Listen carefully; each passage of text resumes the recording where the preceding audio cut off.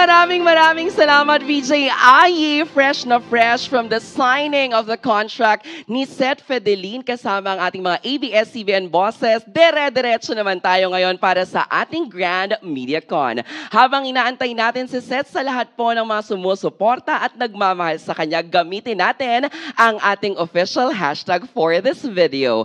Hashtag SolidKapamilya2023 and hashtag SolidKapamilya Seth. Ayan. Sa lahat po ng mga nandito, we invited our friends from the press, our internal media. Kaya naman, eto na, Seth Fedelin! Hello! Parang ngayon lang nagkita, no? Kanina pa naman talaga tayo nakita. Hello, magandang hapon sa'yo, magandang araw sa'yo, and congratulations sa iyong contract signing. Batiin mo muna lahat ng mga fans, our kapamilyas. Hello po mga kapamilya. Again, it's your boy, Seth Boy, at syempre sa lahat po na nandito. Hello po. Totoo, ayan. Diretso na tayo agad. Seth, pwede kang maupo habang ako ay tatayo. Yes, gusto naming malaman ano ang tumatakbo sa isipan ni Seth Fedelin habang siya ay nandoon kasama ang mga bossing, pinipirmahan ng kanyang kontrata with ABS-CBN. 2019 yung una kong Contract signing. Tapos ngayon 2023 na. Hindi ako makapaniwala pa rin talaga. And like kong sinasabi na salamat dahil hindi lang ako nakakita nung lahat ng pinagpaguran ko. Maraming nakakita siguro. And happy ako dahil may opportunity ako para ipakita ulit. Binigyan po ako ng ABS ulit ng chance para explore or patunayan ko yung sarili ko, sa mga tao pong sumusuporta at nagmamahal sa akin. And yung pangarap ko patuloy pa rin. Yun po. After joining Pinoy Big Brother, everything has changed, 'di ba? Talagang doon ka unang nakilala, doon ka namin na sinundan at talaga doon ka namin talaga na mga na witness namin at nalaman namin yung buong kwento mo. And then after that, recently may mga nakita ko na nabigay mo na yung pangarap ng pamilya mo. Like sa tatay mo may farm, may mga ganong kayo. Ngayon, gaya po ng sinabi ko sa loob, pinapagawa ko yung bahay ng parents ko ngayon. And ang sarap lang sa pakiramdam dahil 21 ako. Iyayabang ko na po na 21 ako, nabigyan ko ng bahay yung mga magulang ko na kahit anong mangyari makakatulog sila, makakapagpahinga ng maayos. At dahil yon sa bahay na to, sa ABS-CBN. At syempre sa mga bossing natin na nagtiwala pa rin talaga sa akin na nakikitaan nila ako ng ng pagsusumikap siguro. Yan.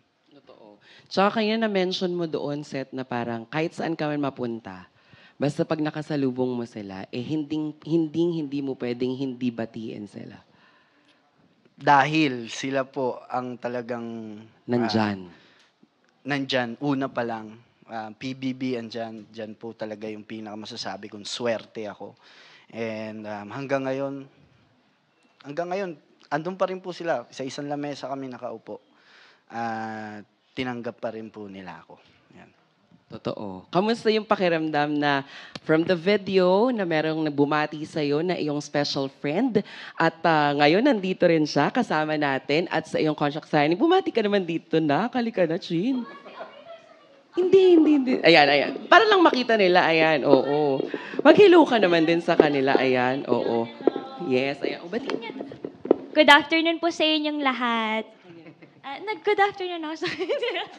Thank you so much, Francine. Ayan, oo. Gusto ni Francine na ibigay ang moment na ito, syempre kay Seth. Thank you, Chin. Maraming salamat. Pero Seth, ayan, anong pakiramdam nun na parang sa video, tapos parang sa lahat ng hinostan ko na contract signing, sa'yo lang ata yung may pa-special guest. Hindi ko alam. Paano yung ganyan? Paano yung kilig-kilig? Kanina nga, hindi talaga yung mga kapatid ko nakita ko nag-message sa akin. Sabi ko nga, hindi kami yung I love you kapatid. May sinasabi. Hindi, sa mga kapatid ko. Sorry. Hindi kami ganun. Yun nga yung mga narinig ko kanina. Yun yung mga cravings kong marinig, kumbaga. Lahat naman siguro, ng tao deserve makarinig ng ganon. Pero ako, na napapagod tayo. 'Di ba? Nakakapagod ang ating trabaho and mentally, physically, nakakapagod siya. Emotionally. Kaya yung mga ganun, pag mag-isa ako nagda-drive, may mga moment talaga ako na, wait, parang, wait lang, ganun. And kanina narinig ko yon. Sabi ko, grabe, ang sarap sa pakiramdam. Nakakapawi. Nakakabago. Kumbaga, full charge ka ulit. Totoo. Game. Kahit pang isang taon na ulit na, Laban. yun, na energy, yung mga ganun. Correct. Totoo yan. Pero ito naman, syempre, at tapos na sa mga tanong ko, gusto ko namang marinig ang mga inimbitahan nating mga kaibigan natin sa press. We have Josiah Antonio from ABS-CBN News. Josiah, anong meron dyan? Balita? Microphone po please for Josiah. Ayan. Josiah Antonio from ABS-CBN News. Hi, Seth. First of all, congratulations to Dirty Linen Silver sa Content Thank Asia you. Awards. First question ko lang is, tingin mo ba na kamit ng mga Team Resback yung hostisya laban sa mga Fiero? Yeah. Nakamit nila yung hustisya. And doon kasi, yung istorya, yung ending na yun, marami din naghahanap kung may iba pa bang ending eh. Pero, I think yun yung pinakabagay na ending. Na nagpakalayo na lang, nag-reset back to zero na lang. Kung, alam mo yung parang, tama na tayo sa away, wala nang ano yan. May madadagdag pa, baka may merong pang malintikan, may mamatay pa, lalaki lang. So, ang Team Resback, mas pinili nila talaga na ipaglaban ng hustisya, syempre. Pinilit din nila na sa way na makatarungan and pero hindi na iwasan yung pag-aaway doon, di ba? Sa huli naman, naging okay din. Next question na lang is about Fractured. Ang ganda ng messaging ng Fractured na it really talks about hate speech and bashing. In this age of social media, why do you think na important pa rin na may constant reminder sa mga social media users na iwasan yung mga ganitong klaseng mga acts like bashing and hate speech, bullying as well? To be honest, ang dami ng batang ganun ngayon. Bata rin po ako at syempre concerned ako sa mga kabataan. Sa atin lahat. Especially sa mga kabataan dahil kabataan ako. At yun yung mga nakikita ko ngayon sa social media. Yung mga kabataan, mga ka-generation ko, yung talagang, yung social media, parang yun na yung nagiging mundo nila. At hindi siya maganda sa lahat. Kasi, okay, may kalayaan tayo, may freedom tayo. Pero it doesn't mean na sasabihin natin lahat. Kasi po, lahat tayo may pinagdadaanan sa buhay. Lahat tayo magkakaiba ng pinagdaanan sa buhay. Maaring sa akin, okay lang. Sa kanya, hindi. Sa'yo, okay lang. Pero sa kanila, hindi. Kailangan natin maging mindful, respectful, and sensitive sa lahat ng bagay na pinupost natin sa social media, nire-retweet natin, nilalike natin, sinishare. Kasi hindi natin alam na naapakan na natin yung ibang tao. At lagi kong sinasabi, gumamit ka man ng social media, huwag mong pagkakitaan yung mali.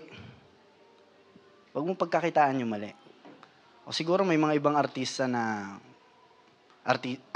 influencers sa social media. Hindi ko nila lahat, marami pa ring mabait, pero may iilan. At yung iilan na yon, nagmamatter siya kasi yung mga, hindi lang po 18 and above ang gumagamit ng social media ngayon. Marami pong kabataan ang gumagamit ng social media. And mabilis lang kumalat lahat. Mabilis lang, andito yung balita sa Pilipinas, umaabot na ibang bansa. Yung mga ganyan sa ibang bansa, pumapasok ng Pilipinas. At lagi natin tatandaan na hindi lahat na nakikita natin sa social media is totoo.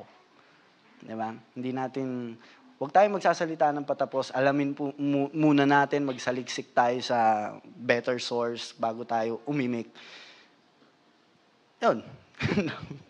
Last na lang, you've taken a lot of roles since the span of your career as an artist. Meron ka bang ideal role na gustong i-take on in the future or maybe genre na gustong i-take on either movie or series? Gusto kong makita kung paano makipagsuntukan. Hindi, gusto kong pumasok sa action. At gusto ko rin matry magka-romcom. Gusto ko rin matry. At syempre, gusto kong maipakita sa mga kapamilya natin yung talent ko sa pagkanta. Yan. Josiah, okay ka? Calling the attention of Josiah, please proceed to the Yeah, customer okay. service. Sorry. Okay naman. Josiah, okay ka doon. Maraming salamat Thank you kay po. Josiah from abscbn.com. Ganda nun yung fractured kasi sa opening nun yung voice-over ni Francine. Sinabi niya doon na sa mundo na puro social media, keme-keme, na parang ang ating nararamdaman ay nabavalidate ng likes, views, nanonood. Diba? Susunod, Ruel of ABS-CBN-PR. Hi!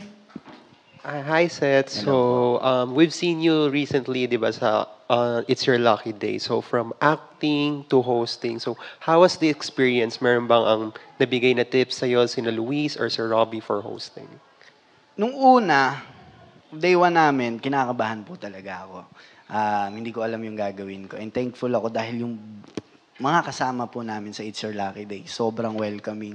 Sobrang aming ginaguide. Ako po, ginaguide po ako nila Kuya Luis, nila Kuya Robby, nila Ate Melay, nila Ate Jenica. Lahat po silang tutulungan kami. Parang kahit 2 weeks lang siya, nakabuo agad kami ng pamilya. After ng live, kakain kami sabay-sabay. Yung mga ganun. Sobrang saya po. And dagdag din po sa craft ko na matutunan yung hosting. Kaya kahit medyo nahihiya tayo, na-conscious tayo sa mga galaw natin, na-overcome din naman. Yan ba? Thank you, Seth, and congratulations on your contract signing. Sabi niya sa Francet. Yes, diba? Thank you. Salamat, Ruel of ABS-CBN-PR. Eli of Star Cinema. Hello. Hi. Hello. Hello, Seth. Congratulations again. So, Star Cinema po is celebrating its 30th anniversary this year. So, for my first question, what's your favorite Star Cinema movie and why? Star Cinema, One More Chance. Siyempre, nag-reunion pa naman din recently sila Popoy at Basha. Sa Second Chance, di ba? Yes, a second chance. Yun po siguro, yan. Ayan, next, since may new era na tayo ng film ngayon, we started with A Very Good Girl. May aabangan ba yung fans sa'yo on the big screen? And may celebrity ka ba na dream mong makatrabaho sa film? Yung kung may aabangan po sa akin, di pwede ko sabihin. Pero meron pong aabangan, especially sa amin ni Francine. Meron pong aabangan, pero hindi ko po muna pwede sabihin siguro ngayon.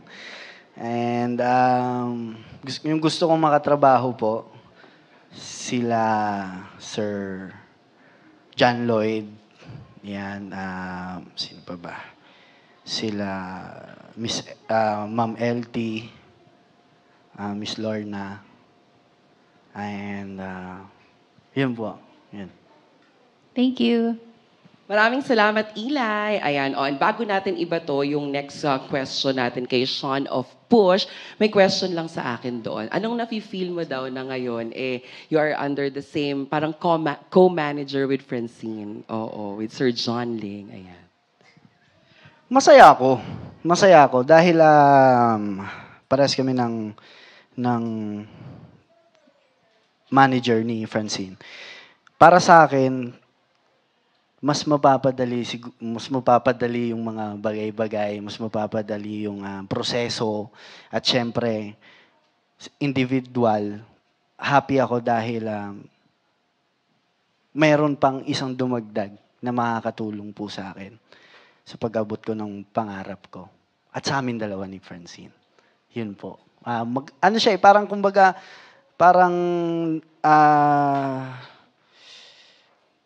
swak na swak dahil kami po ni Tito Jan, magkakilala na po kami talaga ni Tito Jan.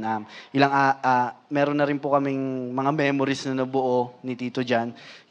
Kaya sabi ko, hindi na ako lalayo. Si Francine, kaibigan ko po dito. Isa sa talagang pinagkakatiwalaan ko po dito sa industriya. And si Tito Jan pa na alam kong pinagkakatiwalaan ni Francine. So sabi ko, Tito Jan. Lumapit ako kay Tito Jan. Tito Jan, ganito, ganyan, ganyan. Ganun, pinag-usapan po namin.